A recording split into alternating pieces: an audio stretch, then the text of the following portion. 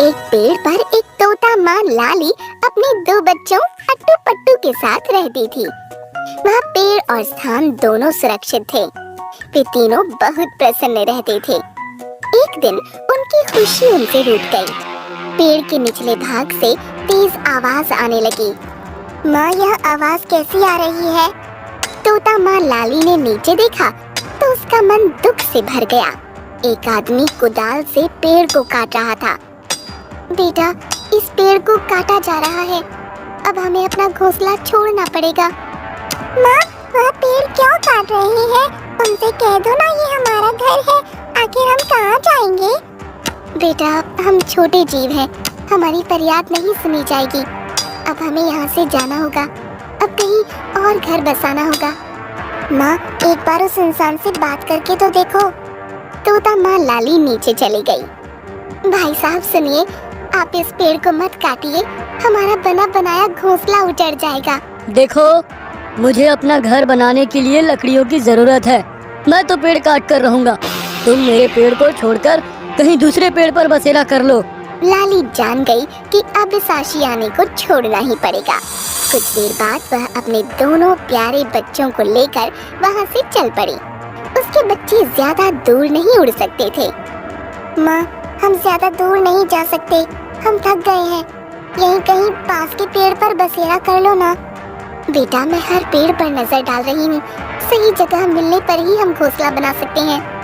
कुछ दूर जाने के बाद एक पेड़ लाली को नजर आ गया, जहाँ घोंसला बनाने की सही जगह भी थी। उन्होंने पेड़ से प्रश्न किया, पेड़ भैया, मैं और मेरे बच्चे बेघर हो गए हैं। हमें रहने के लिए एक सही जगह चाहिए। क्या हम आपकी डाली पर घोंसला बना सकते हैं? नहीं नहीं, मेरी डाली पर घोंसला मत बनाओ। आगे बढ़ जाओ, वो छोटा पेड़ दिख रहा है, वहाँ तुम्हारा काम बन सकता है। पेड़ की बात से लाली को दुख हुआ, लेकिन वह मजबूर थी। उसके मन में सवाल आया कि आखिर पेड़ ने मना क्यों किया। मना करने के साथ साथ आगे के पेड़ का रास्ता भी दिखा दिया। दोनों बच्चों को लेकर वह आगे उड़ चली। वह छोटा पेड़ आ गया। अरे भैया, मैं बड़ी देर से परेशान नन्हे बच्चों के साथ उड़ती चली आ रही हूँ। आपकी डाली पर घोंसला बनाना चाहती हूँ। आप मना तो नहीं करेंगे ना? अरे नहीं नहीं, मैं भला क्यों मना करूँ। बना लो शौक से घोंसला। छोटे प्यारे प्यारे बच्चों की मीठी आवाज सुनने को मिलेगी, मेरा भी मन बहलता रहेगा। हाँ, मीठे फल खाने हो तो उस बड़े पेड़ से लाना होगा। धन्यवाद भैया, अब हम आपकी शरण में आ गए हैं। हमें पूरा विश्वास है कि जीवन अच्छा गुजरेगा। लाली ने एक घोंसला बनाना शुरू कर दिया। इसी बीच अट्टू ने प्रश्न कर दिया, माँ, उस बड़े पेड़ ने मना कर दिया, इस छोटे पेड़ ने हमें अपना लिया। दूसरी बात, छोटे पेड़ ने मीठे फल के लिए बड़े पेड़ का रास्ता क्यों बता दिया? माँ, उस बड़े पेड़ का फल मीठा है, फिर उन्होंने कड़वी बात क्यों कही? मेरे प्यारे बच्चों, उसके पीछे भी जरूर कोई कारण होगा। पेड़ तो सदैव देना जानते हैं, कुछ लेना नहीं जानते। फल, छाया, लकड़ी और हम जैसों के लिए घर भी देते हैं। ये छोटा पेड़ भी पूरी तरह से सुरक्षित है। वे तीनों घोंसला बनाकर बड़े प्रेम से रहने लगे। अट्टू पट्टू भी बहुत प्रसन्न रहते थे। कई बार वे उसी छोटे पेड़ का फल खा लेते थे। एक दिन लाली आसपास का इलाका जानने के इरादे से आगे निकल गई। कुछ देर तक जब लाली नहीं लौटी, तब बच्चे अपने घोंसले से सर निकालकर बहुत बेसब्री से अपनी माँ का रास्ता देखने लगे। कुछ देर बाद लाली मुंह में एक फल लेकर आ गई। बच्चे फल खाने लगे। माँ, यह फल तो बड़ा स्वादिष्ट और मीठा है। आपने इसे कहाँ पाया? मेरे बच्चों, ये फल उसी बड़े पेड़ से तोड़कर लाई हूँ। उन्होंने ही मुझे आवाज देकर बुलाया था।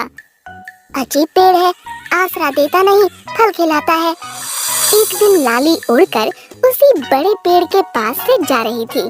पेड़ ने उसे बुला लिया। अरे लाली, आज ज्यादा फल लेकर आओ, अपने घोंसले में संभाल कर रख देना, काम आएंगे। लाली ने 2-3 चक्कर लगाकर कुछ फल अपने बच्चों के पास घोंसले में रख दिए।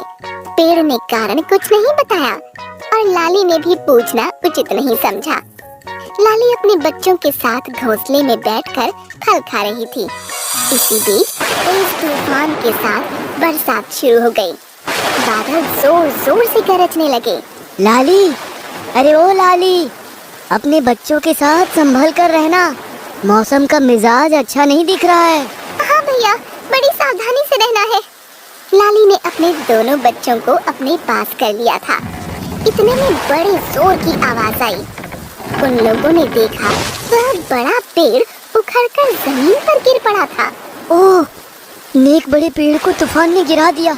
अब पंछियों को मीठा फल खाने को नहीं मिलेगा। बरसात और तूफान दोनों रुक गए थे। लाली उड़कर बड़े पेड़ के पास पहुंच गई। लाली, तुम आ गई।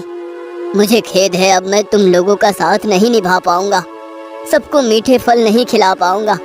आज मैं तुम्हें ये बात बताना चाहता हूँ कि उस दिन मैंने तुम्हें शरण देने से क्यों मना किया। दरअसल मेरी जड़ें बहुत कमजोर हो गई थी। मैं जानता था कि वे तेज तूफान का झटका नहीं सह पाएंगी। मैं नहीं चाहता था कि कोई मेरी डाल पर घोंसला बनाकर खतरा मोल ले, इसीलिए मैंने तुम्हें मना कर दिया और छोटे पेड़ का रास्ता बता दिया।